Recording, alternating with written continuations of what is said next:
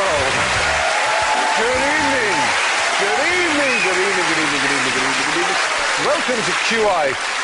Tonight we're fathoming the future, festooned with a fellowship of far-seeing forecasters. We have the wily wizard of Woking himself, Sean Locke. Thank you. And we have the prognosticating archdruid of Pottalbot, Rob Brydon. And we are so honoured with our next guest, Ben Miller, who had a crack at a PhD in novel quantum effects in quasi-zero-dimensional mesoscopic electrical systems. Wow. And Alan Davis, who has also come along.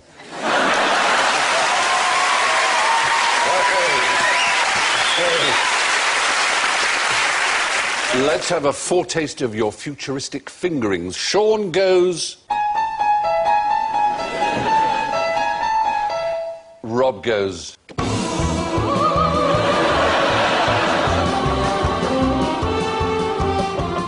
Ben goes...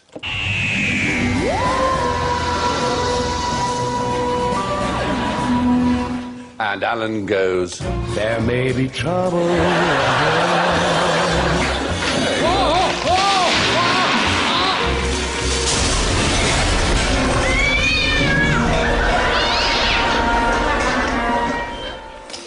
Thank you. Great. So, the future begins now. Alan, what do you do? Nothing. Oh! Oh! There is no such thing as nothing. On any level, has there ever been discovered to be such a thing as nothing? Sitting, holding my pen. So many things, exactly. It's impossible to do nothing, to think nothing. There is no such thing as nothing.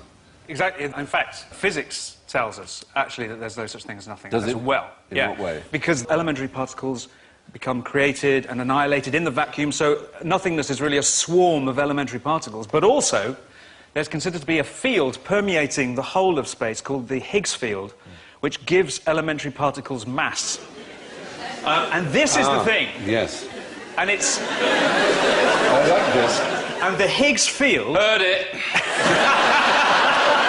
For the Higgs field to exist, we need a Higgs boson. Yeah. And we have built a huge hadron collider, colliding huge beams of protons together at CERN in Switzerland to detect the Higgs boson.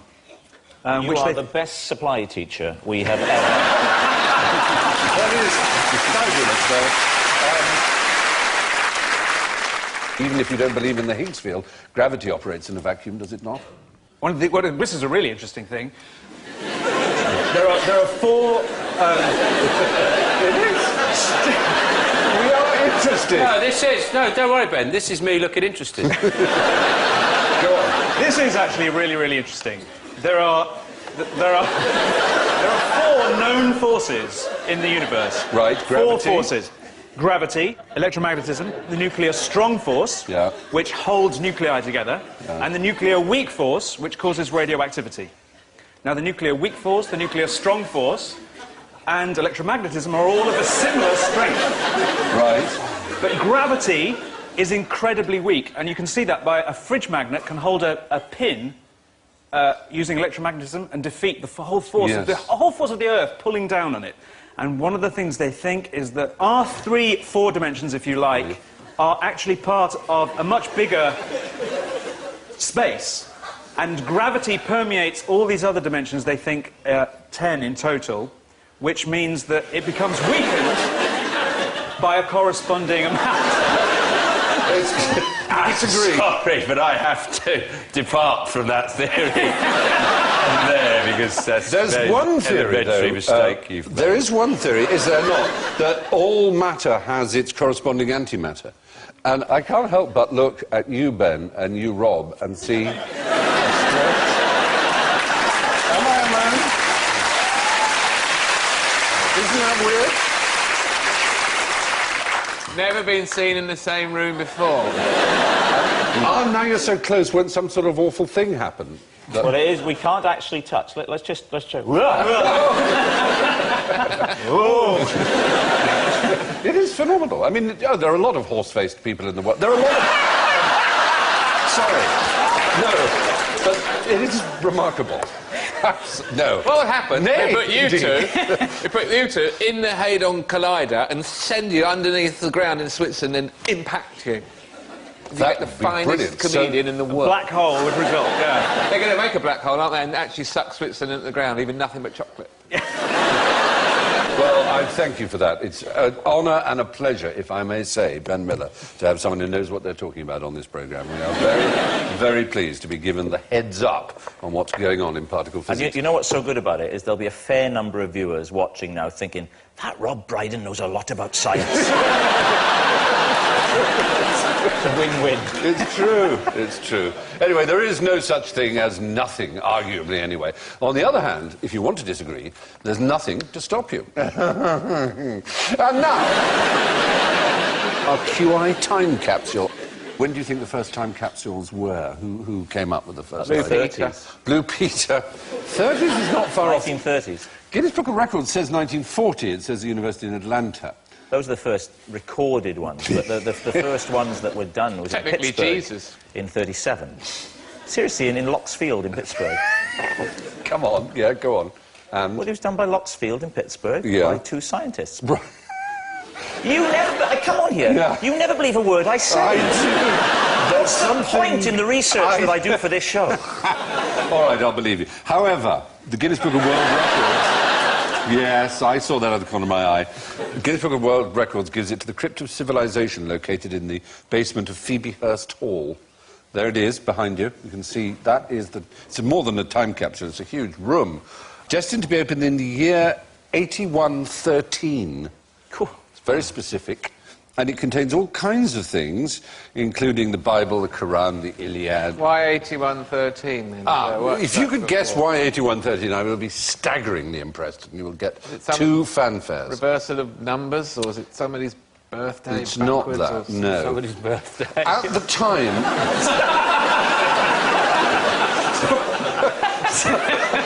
8113, I will be... I can't even work it out. No, at the time they believed that human history began in the year 4241 BC. Began in the sense that that was the beginning of the first Egyptian calendar. And therefore, if they took themselves as that midpoint and put the same amount of time after the time capsule, it would go up to 8113. So when they opened it, they would be looking at the midpoint of human history. That's wonderful. Which is rather splendid. And they also included all kinds of things. They didn't know whether electricity would still be around. Obviously, in 8113, so there's a windmill to drive all the various speech and electric machines and projectors. They should have put a bucket of water over the door. That would have been so sweet. And there should have been nothing in it except one of those big ball pits that you roll around. I imagine the people find it, just open the door and go, and just take it to whatever the 8113 equivalent of a car boot sale is. Just flog the lot. Yeah, it'd be worth a fortune, wouldn't it? Do you know what I like doing? The sort of the more mundane aspect that we all have access to is when you strip wallpaper off a room in your house. Yes. And you get down, you get a few layers of it, don't you, with ranaglypta and all these different flock things. Ancient Rome. I've always stopped short of that. Cave paintings. And eventually you get through to something that the previous owners of the house Amoebas, just the have first written amoeba. there. They've written, you know, John and Susan, 1973, or something like that. That's all it when It's you, a very nice... when you see that. It's sort of, it's a realistic version of archaeology. It's a version of archaeology that's within all our grasp. We can all try it at home. Just go up to the wallpaper, start steam. I would recommend you steam. Would you? Don't go in with a scraper, you'll be there all day. But it's lovely because you get a sense of the history of your house. But usually those things were drawn by decorators, and it'd be like Dave's a... It's a drawing of a I pair of hate bosoms. Arsenal. Beer in the steps, in houses that have steps or stoops, it's very common to have a barrel of beer in the cement under there, apparently. We found one in our house, the family that lived there before had recorded the height of all the inhabitants, and you see it growing. So I've started doing that with my kids now, and with me. Why don't you put yourselves really high? I give myself an extra inch, yes. Yeah. Well, my house was repossessed, so I actually had the scratch marks of the children as they were dragged down the wall. That's always a lovely moment.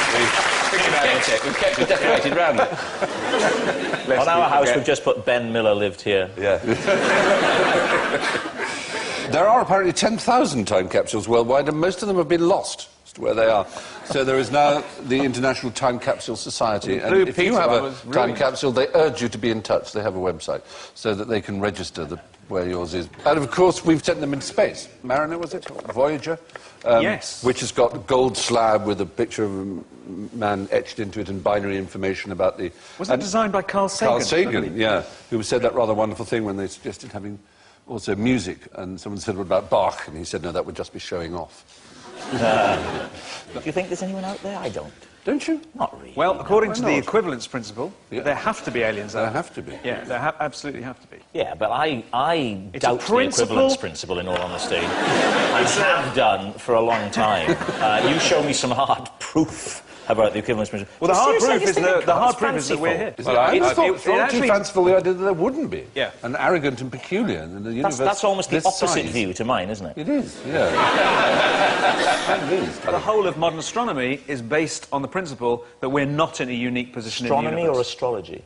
Oh, stop it! Oh, Well, no, You because just no, say the word astronomy... astrology in- Astrology, of course, is star signs. I mean, that's rubbish, isn't it? Thank you, yes. That's Yeah, right. I'm not saying... I'm not to think I'm not about backing it up. Oh, thank you. I'm Good. debunking it. Yeah. But in fact, if you're watching QI now, and you believe in astrology, you're banned from watching it. You're not allowed, you just turn it over now. Thank you. Now, you may not know that, amazingly, nothing in the laws of physics forbids time travel. But if this is the case, where are all the time travellers? She could do so much better than him. He looks absolutely shocked to be with her, doesn't he? I mean, I can't believe my luck. There's the thing known as the grandfather paradox, isn't there? That if you could travel in time, could you go back and shoot your own grandfather? Obviously you couldn't, because the person killing your grandfather, once your grandfather's dead, you could never have existed. If you haven't existed, you can't have killed your grandfather. The point relates nicely to the business about where are all the aliens, because the question where are all the aliens is essentially, is known in physics as the Fermi paradox. Enrico Fermi... Yes? I'll spare you the details. Yeah. Hawking mirrored his quote. Hawking mirrored his quote. When you say there's nothing in physics that prevents time travel, that's not actually strictly true, because there are plenty of physical laws that are not reversible, such as the second law of thermodynamics. So really what you're saying, swings and roundabouts.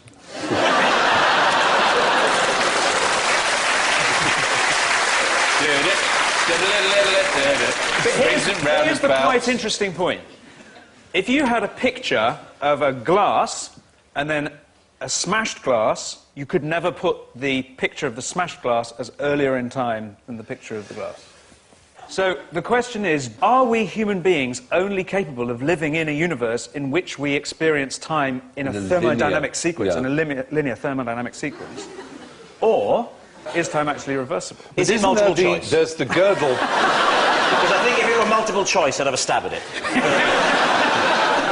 If you warp space, that's enough, the idea. time could fold back on itself. Yeah, wormholes. Very And clever. wormholes. Yeah. But there's also the simple fact that if you travel near the speed of light towards a planet, and it might take you, say, a minute to get to that planet, So on Earth, 4 years would pass. Well, in your spaceship, only a minute passed. That's exactly right.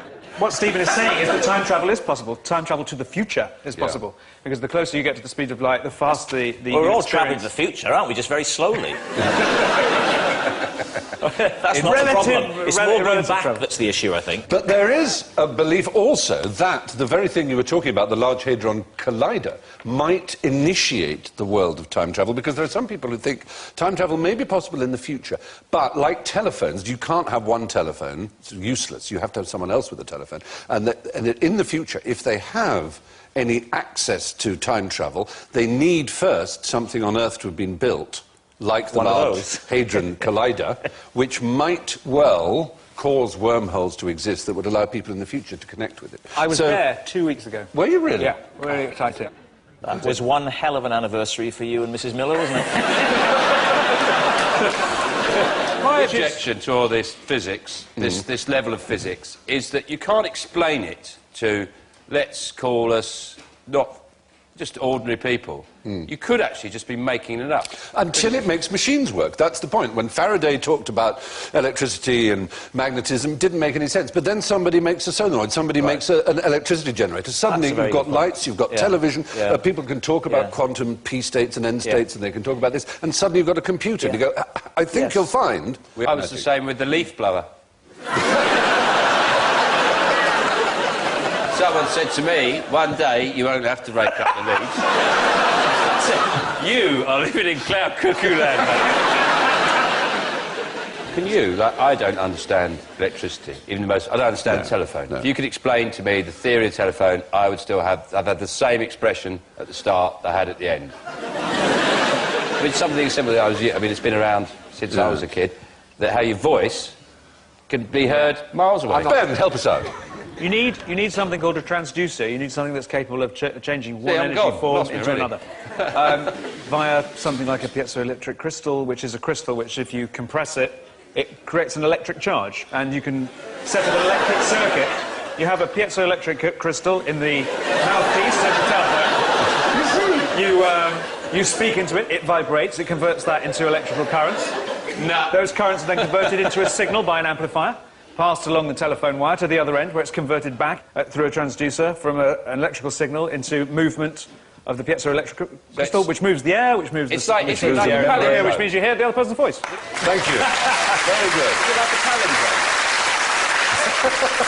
So is it like a palindrome in the sense that it starts off one thing, it has to transform and then goes back to what it was? Yeah. I think for people who find it hard to tell us apart, I think we've hit upon a good way now, haven't we?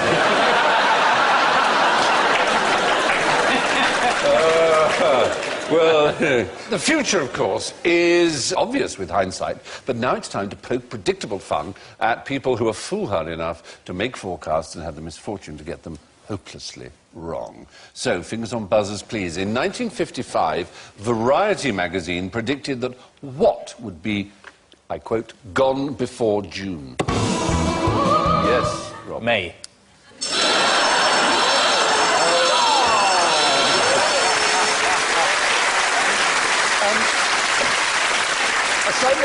Aside from anything else, I said they predicted wrongly. You made me look a fool. No, you did that.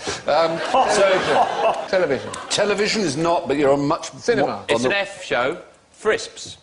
I'll tell you what it was. Remember them? I'll tell you what it was. If it was 55, it was Elvis Presley. Wider. Rock and roll. Rock and roll is the right answer. Yes, they did say that. Don't look so stupid now, do I?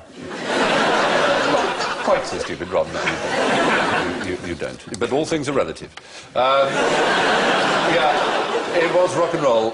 Now, in 1977, Ken Olsen said there is no reason for any individual to have a what in their home? Butler. No. It's outmoded. Japanese prisoner of war. Again, wonderful try, but no. He, if I may say, was the chairman of DEC, the Digital Equipment Company. Computer. A computer, he said, exactly. Oh, he was wrong. He was very wrong. Yeah. I know quite a few people who've got one. Yes. These days, they're very much the coming thing, I believe, aren't they? Absolutely. Some of these whiz kids there. Oh, in 1955, what nuclear-powered device did Alex Lewitt predict would be a reality within 10 years? TV remote. No, but as daft, really. Hover boots. Yeah, that is the invention that everybody always says. Will there be... My son has said to me, Dad, will there be hover boots when I'm grown up? Like, that is the height of scientific and technological advancement. And Ben now is going to talk for a little while about... just how possible it is. Hover gloves, I'd like. Not hover gloves. That's weird. Surely you can do your own hovering. You're doing it, in fact. Yeah. It's not a hover thing, but it is a domestic appliance that he thought toothbrush would be nuclear-powered, not an electric toothbrush. Fridge.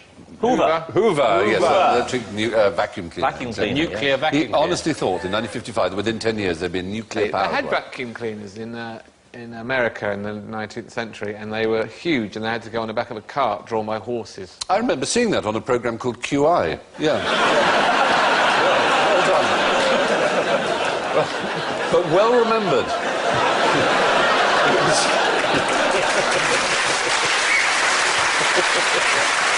It goes in somewhere. It really does, yeah. Well, the nuclear-powered domestic vacuum cleaner. But not everybody gets it wrong. A few remarkable people shaped the future by being the very first in their field. Men like St. Ambrose, the 4th century bishop of Milan. What did St. Augustine of Hippo catch St. Ambrose doing that had never been done before in public, but which nearly all of us now can do in public? Yeah. Was he using his mobile in a crowded compartment? Because we all do it, let's be honest. We do. Even when we see that little sign saying this is a mobile-friendly or mobile-free, because you still kind of think it doesn't apply to you. I don't, actually. No. I don't. No. I think it's just you, Bob. But when I do, people think it's you. Anyway, no, it isn't that. It was like a busking. party trick, a thing he could do. It seemed it, but we can all do it, and it seems natural to us. But it was just not done. And it involved reading. Did his lips move? Reading. His lips did not move, is the point. He was the first person, it seems, in certainly post-classical times, who could read without moving his lips. I know, well, laughs. It's very odd. It seems so natural to us, but as children do, when they first read, they read out loud and then their lips move, and that had never stopped. But And this presumably, man, if you St. could read, Ambrose, then you sort of wanted to show off a bit about the fact that you could. I think there's an element of that. Whereas he did the opposite. And this is what St. Augustine wrote in his Confessions. When Ambrose read, his eyes scanned the page and his heart sought out the meaning, but his voice was silent and his tongue was still. Anyone could approach him freely, and guests were not commonly announced, so that often, when we came to visit him, we found him reading like this in silence, for he never read aloud. And he's obviously astonished by this. It's considered a remarkable trick. I sort of think of myself as a man of limited talents, and I just wish that I'd been around then. I would have blown them away. I can read whole books like this.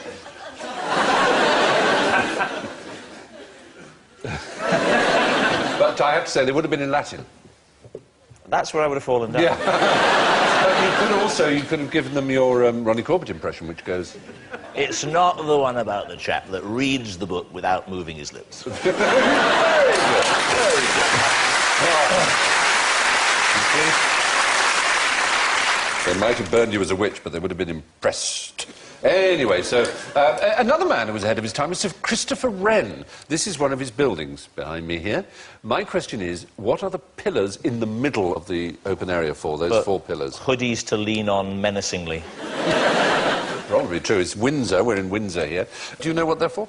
To hold the roof up.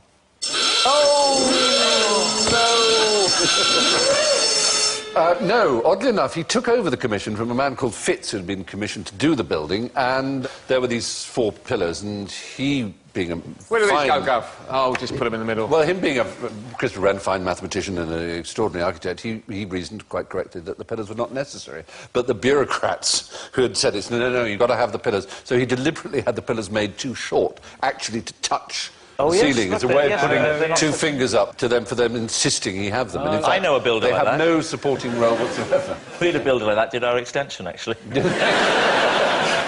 Did it fall down? Or Yes. Did it fall down? He didn't do it on purpose. No. Like being Also, told it's you got need the acros. fail-safe that if it doesn't work, you just go dunk, and it's all right. Exactly. No one would ever know. Would you? But in fact, needless to say, even today now, What happens? Don't worry actually, about it. they've forced tiles in there. Shims. Because the current Jobsworths also think, no, it's got to have this. But it's in Windsor, it's the corn market. Now, a common theme of science fiction B-movies set in the future is robot invasions. But has Britain ever actually been invaded by robots? Yes. Well, I'm guessing they have. Yes, they have. And Yes. when? 40s. 1880. 40s is the right answer. 40s. 1940s. Yeah, I'm afraid the point there goes to young Alan. But what was the his Germans. robot? The Germans. Was it the Germans? The Germans. Had to be. Oh, the yes. Doodlebug. The Doodlebug and the buzz bombs, the V1 Yeah. and V2. And the point is not just that we're saying they are kind of robots. They were called robots. They were called robots more than they were called doodlebugs in the 40s. Inasmuch as they were publicly called anything, because they were more or less banned to be discussed. The British authorities were terrified of letting the Germans know how successful or otherwise the V1 Tell and you V2 what, when the bombs V2 were. landed on Chingford Plain, it was quite widely discussed. Oh, it would be. No, the point is not in the newspapers. Of course, you ask, has Britain been invaded by robots? If you wanted to answer that question in a satirical manner that took a swipe at modern life in Britain... Go on. You'd say, we're in the process of it now, and those robots are the bloody call centres that we have to put up with. Oh. So my answer is yes, and it's happening now. You should be a stand-up comedian. On an equally satirical note, the bloody cameras Yeah. take photographs of us everywhere we go. Yeah. And More cameras now in this send country us than electronically pictures of our summonses cars. and fines. More cameras than any other time and any other country in Europe, and yet we can't catch anybody who kills somebody. Why is nobody ever murdered in front of a camera? A couple of mad old men moaning about the state of Britain today. I agree with you. I like you. I like you. I like you. I listen to you. It's like listening to me. Yeah. I like your attitude. Yeah. They're going to fuse into one horrifying Rob Look, Miller. This is like a sort of Siamese twin. We're quite keen to have the operation, but obviously we're not sure how we get on without each other. In all honesty. All right. Christ.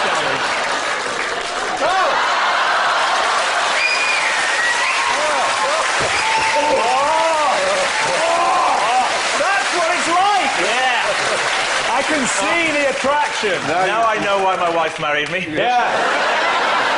That was good. God damn! Just horrible. Right, thank you.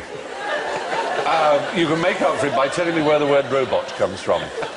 Where do we get the word robot from? I can't get that out of my head. We get the word robotic from the word robot. Yeah. Take IC off robotic, you got robot. It comes from the dance, Stephen. It comes from the dance. This dance. Is it something you can shout at a machine it's got a chance of understanding? Oh, interesting thought. Like, you robot! Whereas if it was called a quark assimilator facsimicilator, it might not pick up... It might not pick up how angry you are. It must be an acronym, right? No, it's not actually. It's from a perfectly good Slavic word, robota, meaning a drudge, slave worker, a labourer. Like a drone. Robota. And it was from a play by a man called Karol Čapek in 1920 called Rossum's Universal Robots, and that's when it was first used. But now, back to the future. What will be the language of the future here on Earth? Well, if it carries on the way it is, it'll be the sort of hoodies that Ben and I are so firmly against. Kind of like talking like this, everybody is going to talk like that, and that is going to be like the way of the future, you know. Like, it don't matter where you come from, you're just going to talk like that, which I hate. And I think you hate it.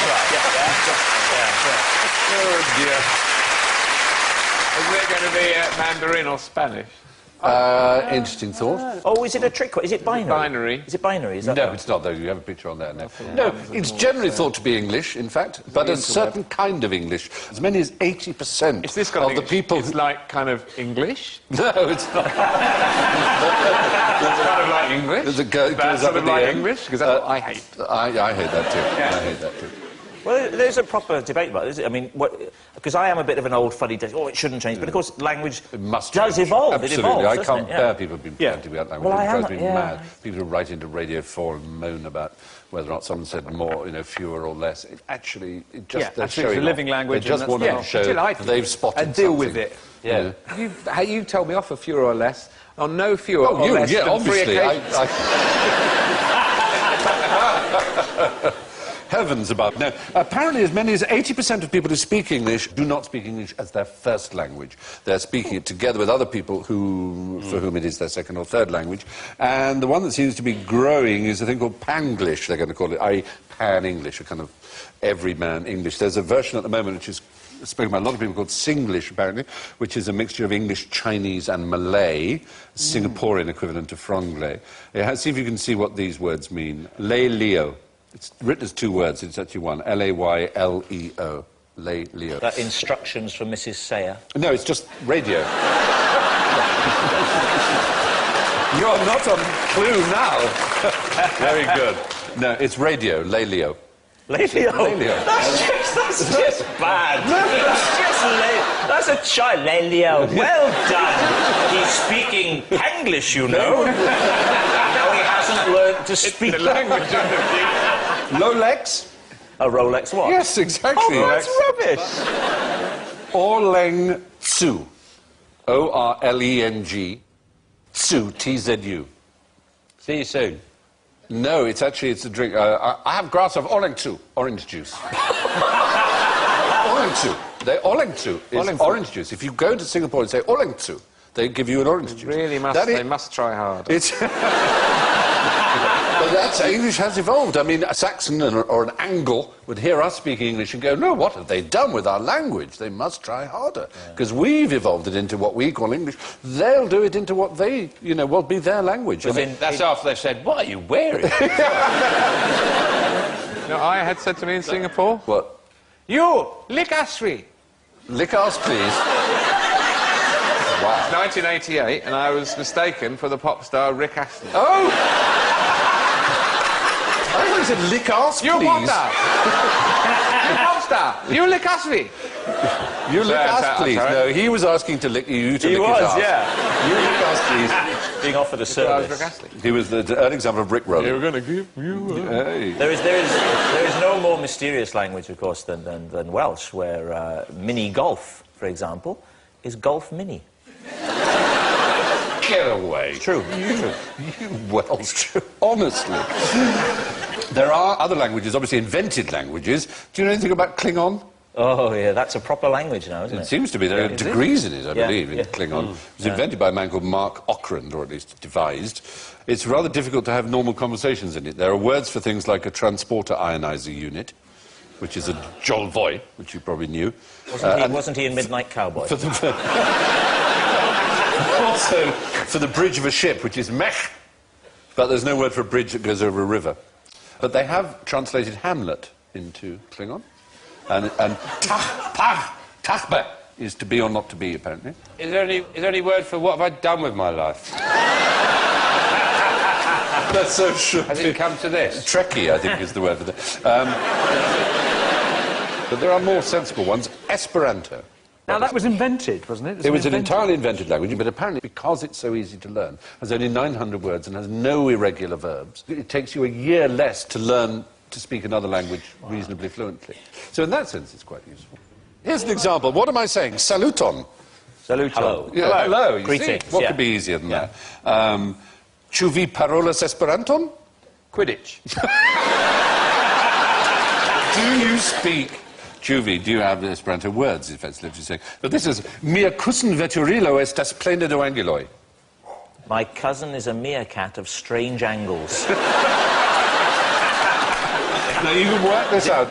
Anguilla is nothing. Eel. Eel. In most Romance languages, that's an eel. Eel? Yeah, so... Is it? Cousin veturilo. Jelly deals? Cushion. Cushion, Peter Cushion, the Hammer Horrors. Cushion vehicle. Eel cushion. Hovercraft. Estas plenas... Yeah, my hovercraft is full of eels. There you are. Seriously? Yes. I thought you were a bit cross with me then, and you were saying that just to move on. No, that's what it is, in Esperanto. There you are. Anyway, that's enough of that. The language of the future looks like actually being Panglish, and we'll only understand it if we're lucky. Now, it is possible to imagine a future in which there will be no war and no poverty, but I confidently predict there will always be general ignorance. So fingers on buzzers, please. To be serious for a moment, the most urgent issue facing the future of the planet is the environment. The Republic of Guyana is in South America, as you probably know, immediately to the north of Brazil. Between the years 2000 and 2005, what percentage of the country's rainforest was cut down? Yes. 400. Is that bad? That's how bad it's got. And over it. Yeah. Like a Mac 4 razor. The first time gets it close. Yeah. The second time, closer still. The third time gets rid of any trees at all. The fourth time, you know you're treeless. The best a country can get. It's not 400%, I have to say. None. Half? None is the right answer. They replace every tree they pull down with another tree. It's a rather happy thought that Guyana has this splendid, don't you think? That's a photograph taken at Kew Gardens in the Palm House. What's the only South American country to play cricket? Guyana, because they speak English. Yeah, it's an English colony. It's a Caribbean country, Yeah, it was an English colony, wasn't it? Absolutely. It's next to Suriname. Next to Suriname, which is Guyana. exactly right, where they don't play cricket, I suspect. Anyway, there you are. Now, picture the scene. I'm out windsurfing. The breeze is ruffling my towsled, sun-bleached hair. I look up and I see on the horizon a ship. How far away is it? 21 miles. No. I thought it was always 21 miles. No. And I didn't even get flags for that. No, I didn't know that anybody always thought that it was 21 miles. How far away is the horizon? That's the point. I'll tell Ben Miller the formula for working it out, and he will tell you very quickly. It's very straightforward. Let's assume I'm 6 foot tall. I'm actually a bit taller. The distance to the horizon in miles is approximately the square root of 1.5 times your height in feet. That depends how low your eyes are, though, doesn't it? 3 miles. 3 miles is the right answer. Well done. It's a lot closer than you think. If you're standing at sea level, the normal horizon is only about 3 miles away. Back home now, what kind of weather kills more people in Britain than any other? Bad weather. Wind. It's wind. Not wind. Oh, hello. Oh dear, you're going to fall for the wind. Oh, bugger. Is it rockets? They come down like weather. They sort of... No. Hail. Fog! Heat wave. Fog is the right answer, finally. Well done, fog. Because of road traffic accidents, I'm afraid. It's as simple Do you want me as to that. explain fog to you, Ben? What happens if... everybody's been asleep, right, for quite a long time. So and all their breath gathers up.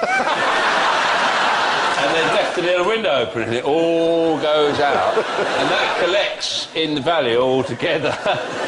Right, and it gets blown around by the lorries that are driving up and down.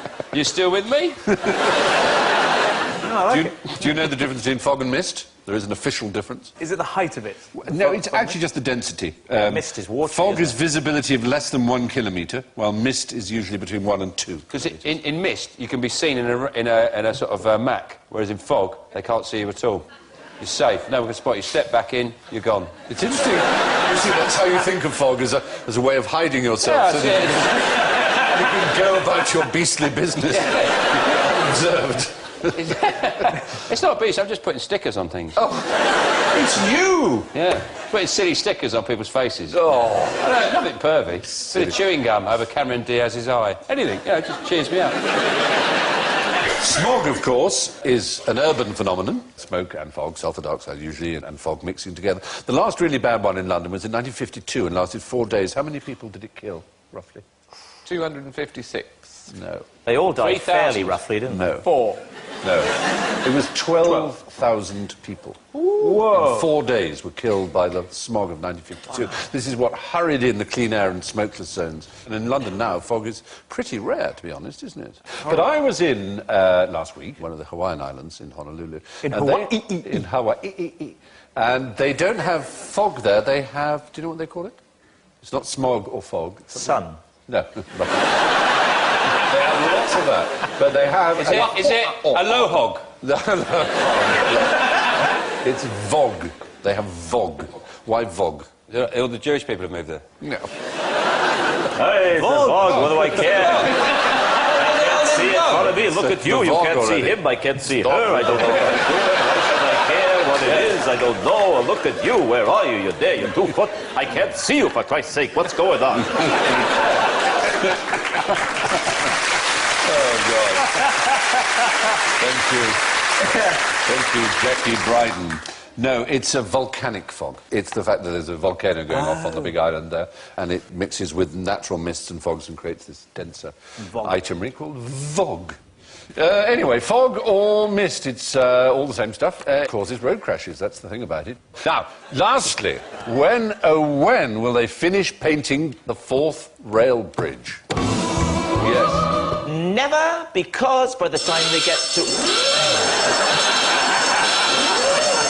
see my little face light up as I thought I did? Yes. It's been done. They don't need to worry about it anymore. Putting on a new special coating that's a combination of paint and epoxy resin. Is the right answer! Right! Very good! Absolutely right. You never cease to amaze me, Alan Davis, but you're absolutely right. It used to be considered the proverbial unending task, but they have a new epoxy resin paint. It's been developed. It will last 25, possibly even 40 years. 40 years. You've just come back from that big industrial paint conference, haven't you? You were just out there, just seeing what was going on. Followed new a lot of it on the world. web as well. So. Yeah. Thanks to a clever new paint, they'll actually finish painting the fourth rail bridge in the year 2012. And so, with the future safely behind us, let's have a look at the old scoreboard. And well ahead of his time with 14 points is Ben Miller. But not so far behind with 7 points is Sean Locke. Thank you. We plunge into the minus numbers. In third place with minus 31, it's Rob Brydon.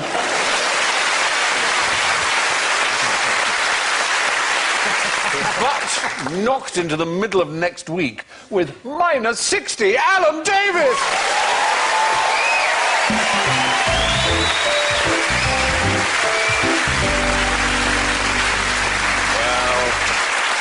That's all for next week, but from Rob, Ben, Sean, Alan and me, we trust that you will live long and prosper. And I leave you with this observation from physicist Niels Bohr. Prediction is very difficult, he said, especially about the future. Good night.